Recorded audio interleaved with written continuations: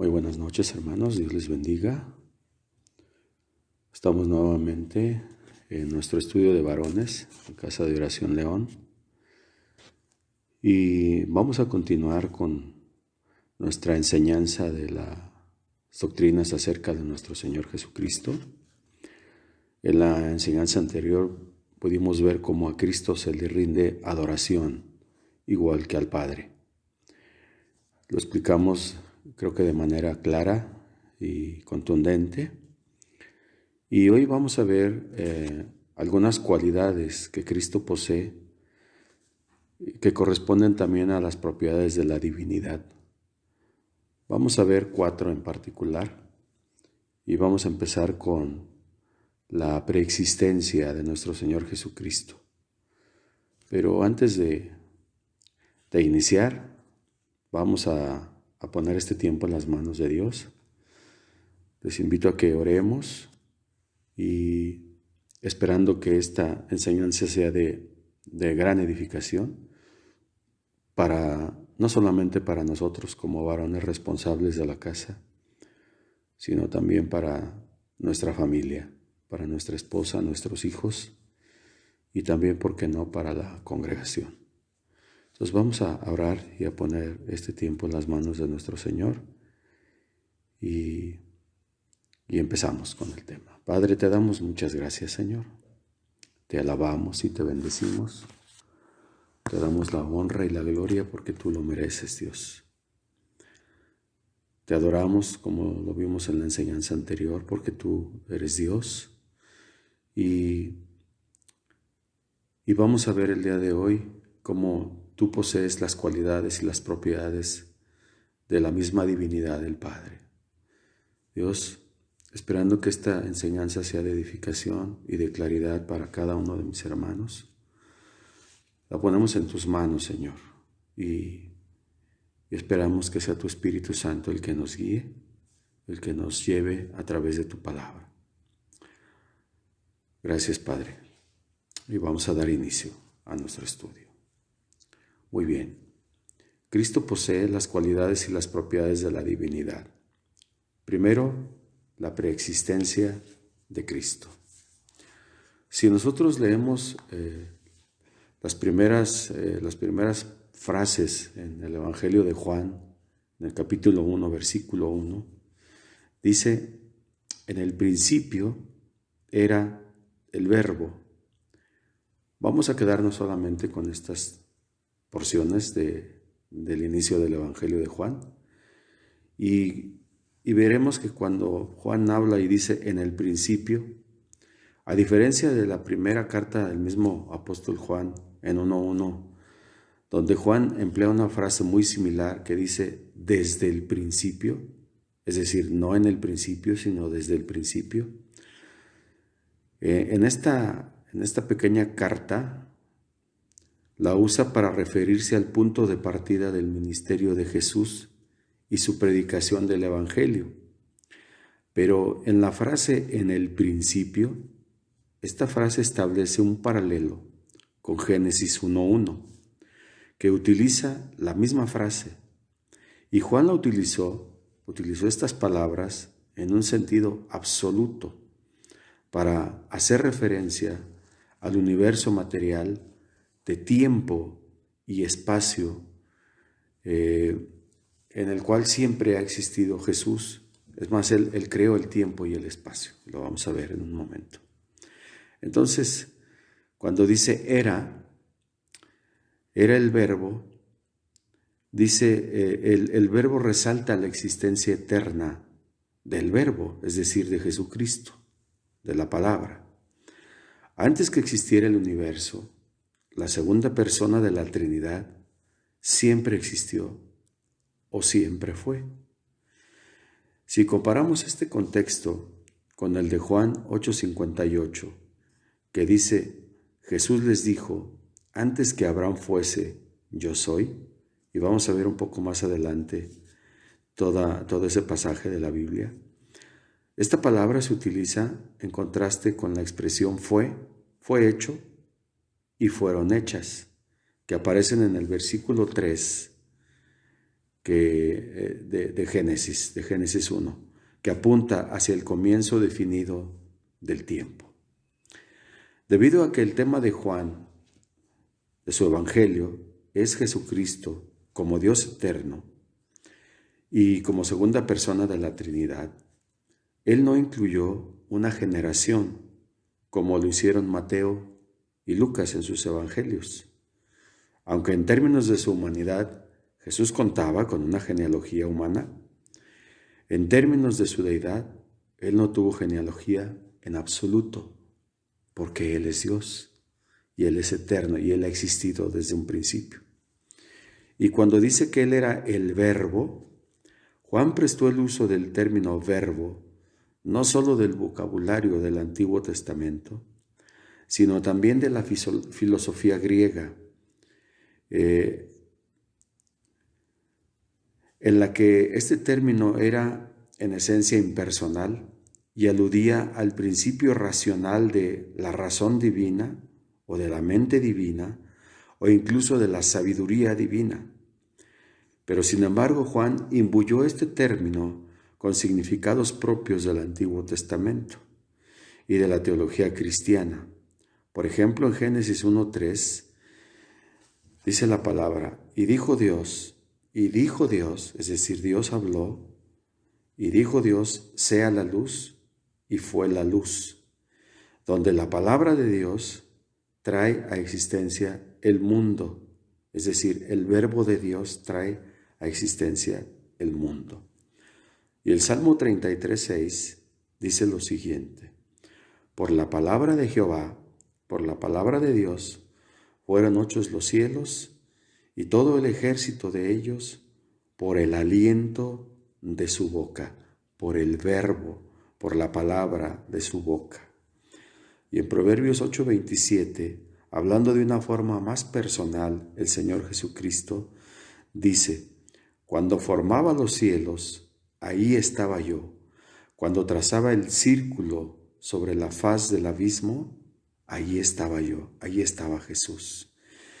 Entonces, aquí la palabra de Dios es su expresión poderosa de sí mismo en cuanto a creación, en cuanto a revelación y en cuanto a salvación. Y Juan aplicó el término como referencia exclusiva a la persona de nuestro Señor Jesucristo. Por lo tanto, el uso de la palabra en la filosofía griega no es el único contexto del pensamiento de Juan. En sentido estratégico, la expresión del verbo sirve como un puente conceptual y lingüístico que no solo alcanza a los judíos, sino también a los griegos que no eran salvos. Juan eligió este concepto porque tanto judíos como griegos estaban familiarizados con él. Cuando Juan habla o dice, en el principio era el verbo, describe la preexistencia de Cristo desde la eternidad pasada. Bien,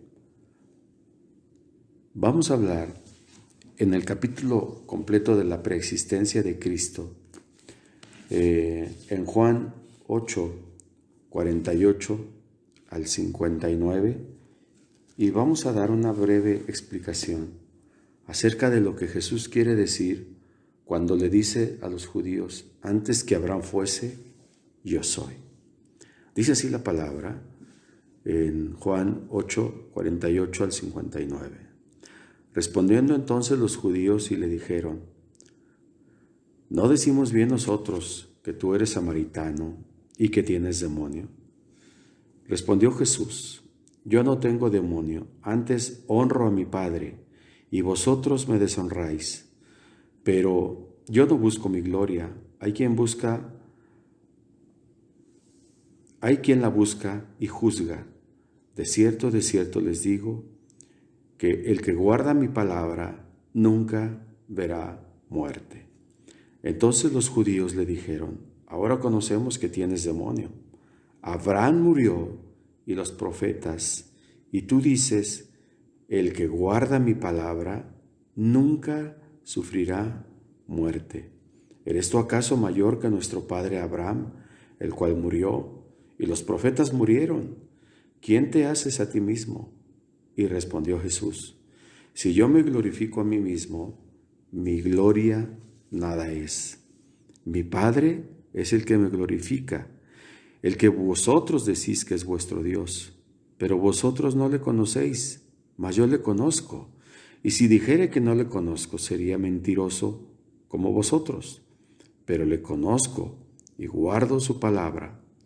Abraham vuestro padre se gozó de que había de ver mi día, y lo vio y se gozó. Entonces le dijeron los judíos: ¿aún no tienes 50 años y has visto a Abraham?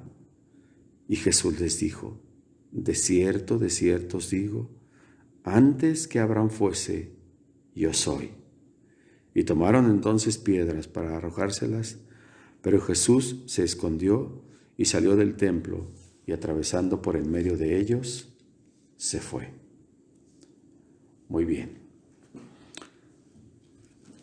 En el versículo 58 de este pasaje, de este capítulo 8 de Juan, cuando Jesús les dice: antes que Abraham fuese, yo soy, es como si hubiera dicho: la existencia de Abraham presupone la mía, pero la mía no presupone la de él, porque él dependía de mí para existir, pero yo no dependía de él para existir.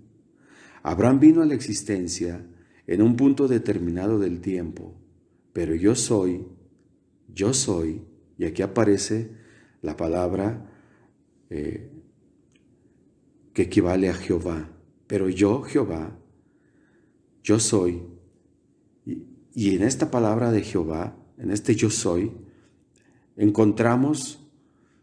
encontramos con el ser que no tiene ni principio y ni fin. Eso es lo que Cristo les estaba explicando cuando dijo: antes que Abraham fuese, yo soy. Jesús les está explicando su preexistencia desde la eternidad pasada. Ahora, esto Pablo lo explica en Filipenses 2:6. Hablando de Jesucristo dice: el cual siendo en forma de Dios, ojo, siendo en forma de Dios, no estimó el ser igual a Dios como cosa a que aferrarse. Implícitamente Pablo está diciendo que Jesús es igual a Dios. Y Pablo afirma que Jesús ha sido Dios por toda la eternidad. Aquí no se usa la palabra corriente o común griega que se traduce en el Reina Valera como siendo, sino que en el Nuevo Testamento interlineal del griego al español dice lo siguiente: el cual, existiendo en forma de Dios, no dice siendo en forma de Dios, sino existiendo en forma de Dios, y es una traducción literal del griego al español. Dice: el cual, existiendo en forma de Dios, no consideró o no estimó el ser igual a Dios. Entonces, este término, existiendo, recalca la esencia de la naturaleza de una persona, su estado o su condición continua y permanente. Y Pablo eligió el término adecuado y perfecto que denota de manera específica el carácter esencial e inmutable de algo, aquello que es por sí y en sí mismo, es decir, la esencia de Dios, de donde se desprende la doctrina de la deidad de Jesucristo, que siempre ha incluido estas características cruciales de deidad y de preexistencia, de manera que Cristo existe desde siempre, desde la eternidad hasta la eternidad. Amén. ¿Ok? Veamos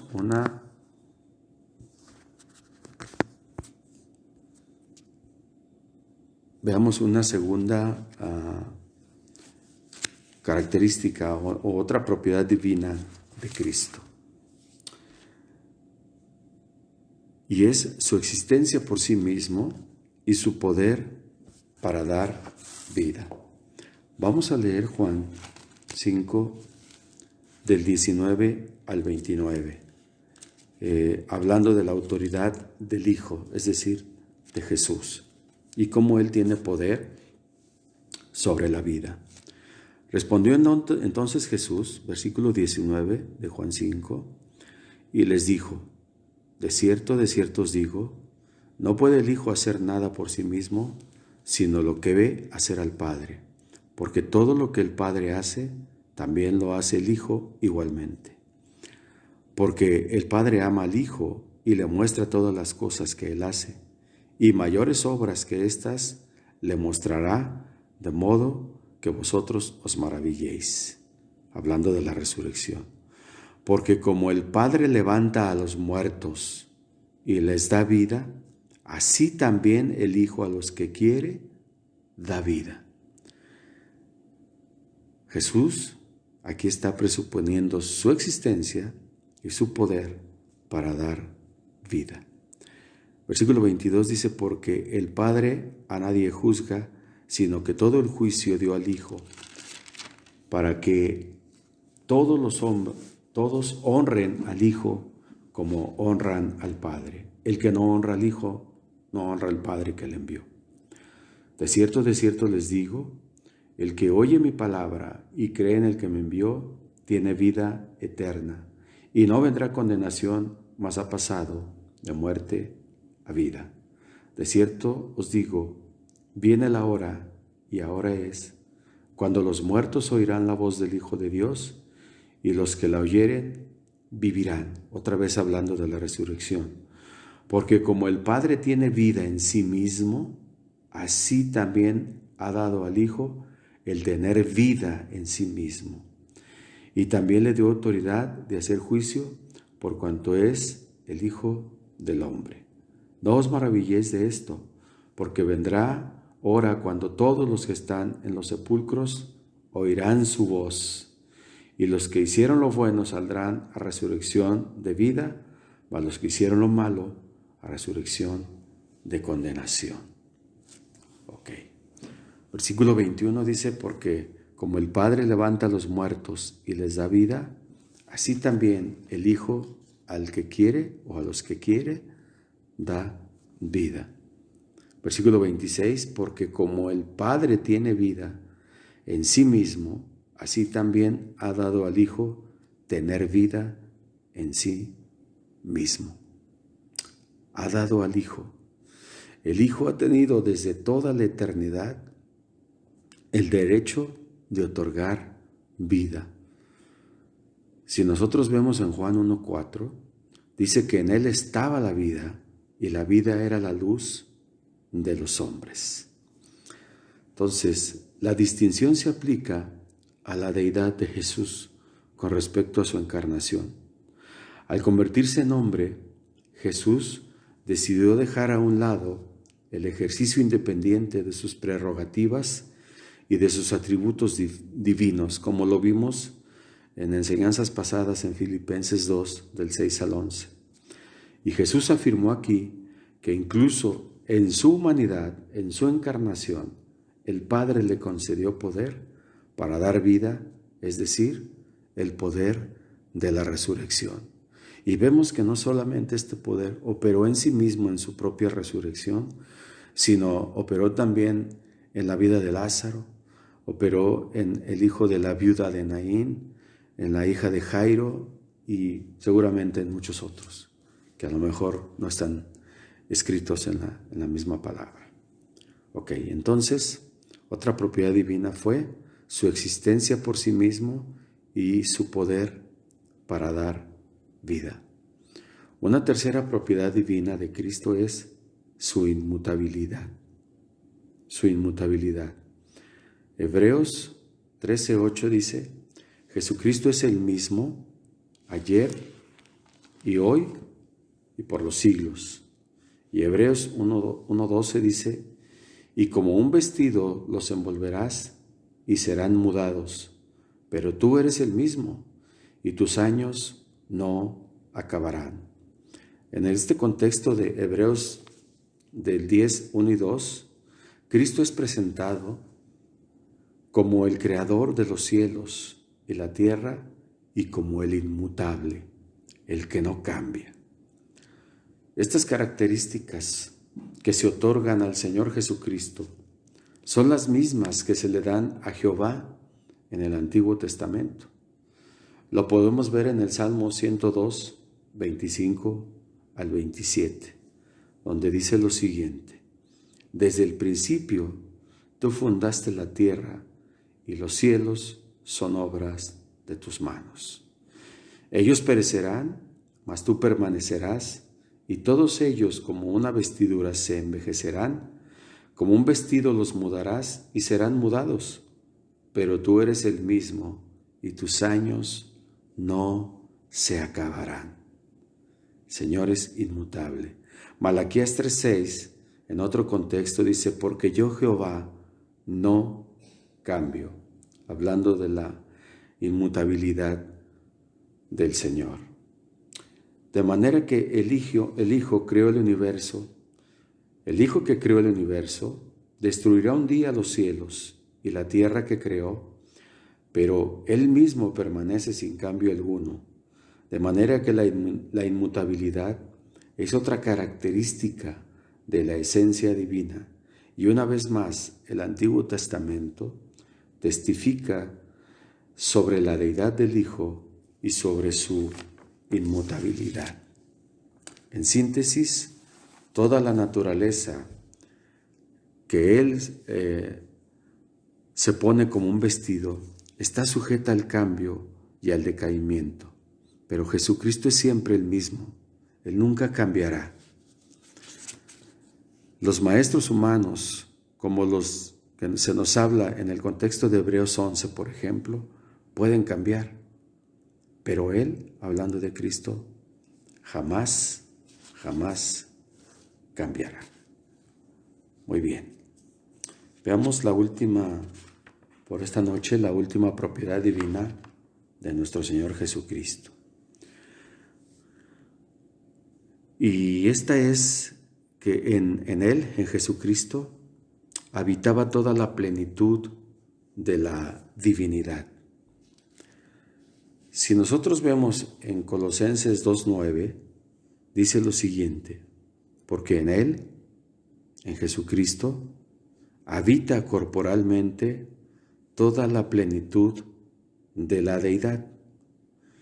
Y cuando Pablo utiliza la palabra corporalmente, hace una alusión a que en el pensamiento griego la materia era mala y el espíritu era bueno.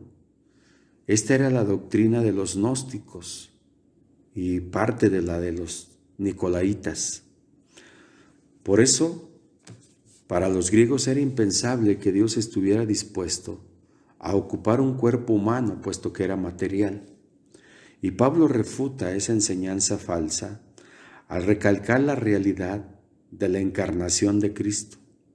Jesús no solo fue Dios a plenitud, sino también plenamente humano. Y cuando dice la plenitud de la deidad, lo que dice Pablo es que Cristo posee la plenitud de la naturaleza y los atributos divinos en su persona, en su humanidad como tal. Colosenses 1:19 dice lo siguiente: por cuanto agradó al Padre que en Él habitase toda la plenitud, es decir, que en Él habitaba la divinidad misma de Dios.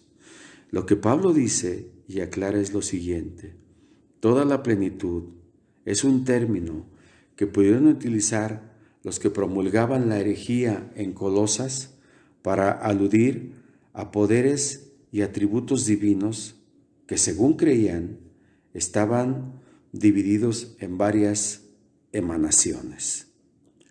¿Cómo es esto?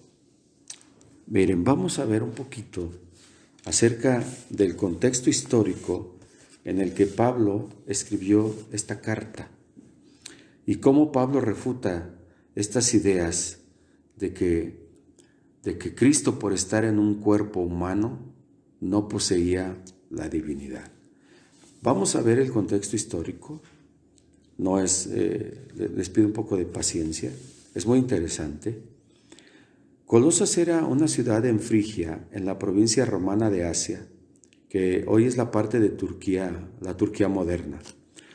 Como a unos 160 kilómetros al este de Éfeso, en la región de las 7 iglesias de las que habla Apocalipsis 1:3.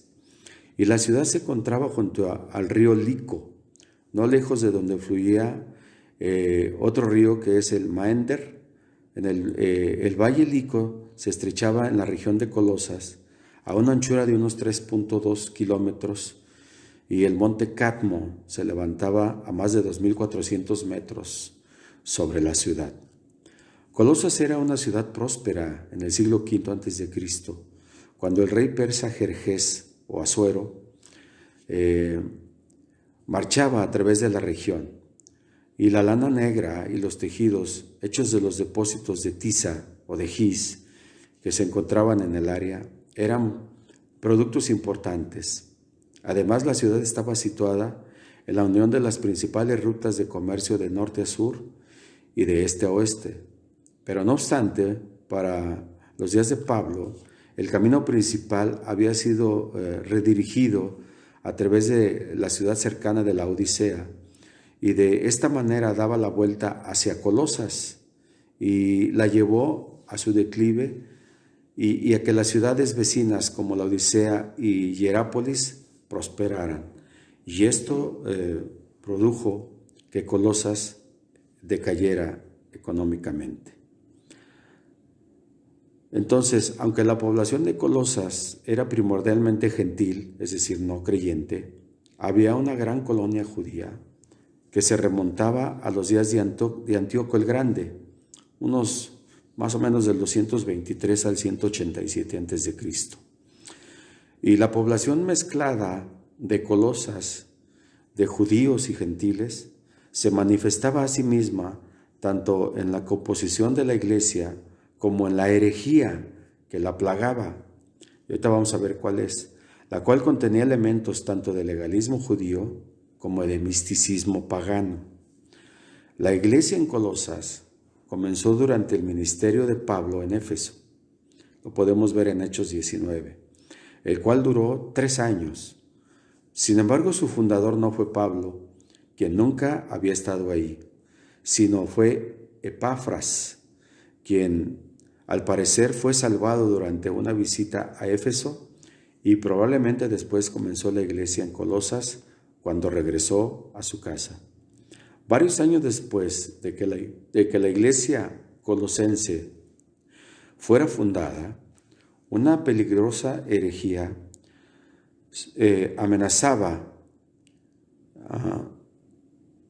surgió para amenazarla.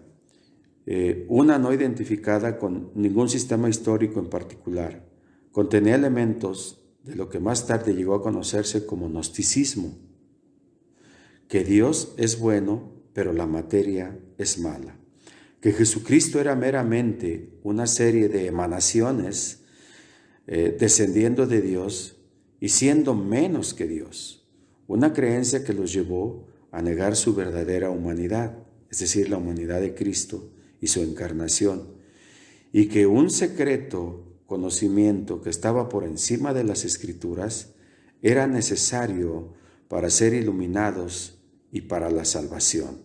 Esta es la doctrina de los gnósticos.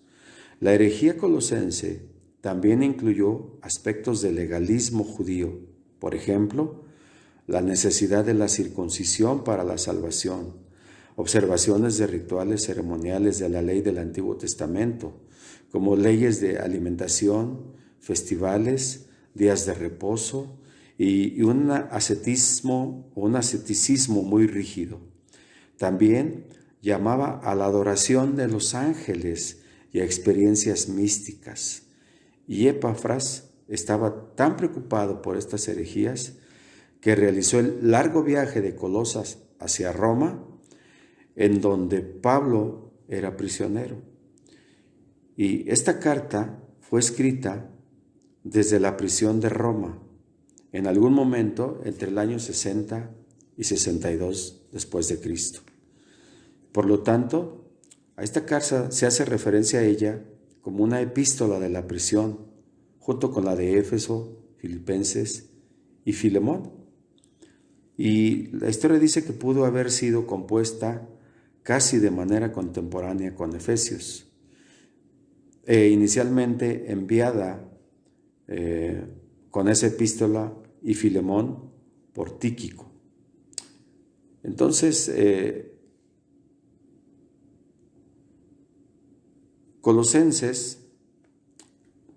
escrito de esta carta para advertir a los colosenses de la herejía que enfrentaban, Pablo le envió con Tíquico, quien estaba acompañando al esclavo que había huido, es decir, a Onésimo, de regreso con su amo Filemón, un miembro de la iglesia colosense.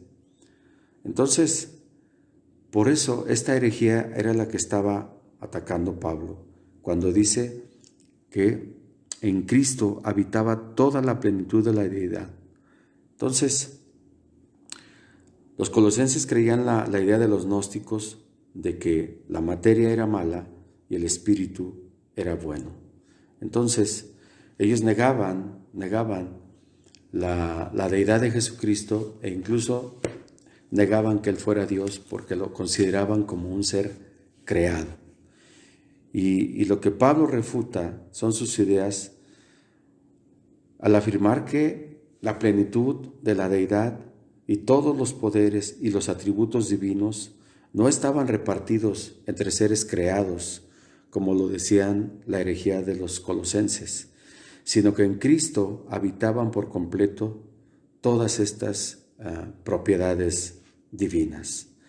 No únicamente las perfecciones y los atributos divinos de la deidad, sino la misma esencia y la naturaleza de la divinidad. No fue únicamente semejante a Dios, sino que Cristo fue y es Dios. Entonces, es importante, cuando leemos en el contexto de que en Él, en Cristo, habitaba toda la plenitud de la divinidad. Amén. Entonces, esa fue estas son las 5 características o cualidades de las propiedades divinas de nuestro Señor Jesucristo. Si damos un pequeñísimo repaso, nada más de los encabezados, podemos ver que vimos su preexistencia, la preexistencia de Jesús como cualidad divina. Vimos su existencia por sí mismo y el poder para dar vida. Vimos su inmutabilidad y vimos que en Él habita toda la plenitud de la divinidad o de la deidad. Bien, hermanos. Es bien importante entonces recalcar todas estas enseñanzas para entender la doctrina de quién es nuestro Señor Jesucristo y por qué lo amamos, por qué lo adoramos y porque sabemos que Él es Dios. Amén. Entonces, vamos a dar gracias y vamos a continuar en la próxima enseñanza viendo más características de nuestro Señor Jesucristo con respecto a Dios Padre. Oremos pues y demos gracias al Señor, esperando que haya sido de mucha edificación esta enseñanza. Padre, te damos muchas gracias, Señor. Te agradecemos tanto que nos dejes escudriñar tu palabra, Señor, que nos permitas introducirnos en ella, leer entre líneas lo que quieres decirnos, Padre, imbuirnos un poquito, Señor, de la historia para poder entender todo el contexto, Señor, en el cual se escribió tu palabra. Poder entender, Señor, que tú eres Dios mismo, en esencia, que has existido desde siempre, Padre, que tienes el poder para dar vida, Dios, que en ti habita toda la plenitud de la divinidad, que eres inmutable, Señor, que tú no cambias, que nosotros podemos cambiar, pero tú permaneces, Señor, siendo el mismo, eternamente y para siempre. Te agradecemos, Señor, porque eres bueno y maravilloso, y porque nos dejas, Señor, asomarnos a tu preciosa palabra, Señor, y a lo que tú quieres mostrarnos, para enseñarlos a nuestras generaciones, Señor, a los que vienen después de nosotros, y a la misma iglesia, Dios. Gracias, Padre, porque eres bueno, porque eres maravilloso, y porque tú, Señor, eres Dios eterno y poderoso. Gracias, Padre, en el nombre precioso de Jesús. Amén. Muchas gracias, mis hermanos. Dios les bendiga.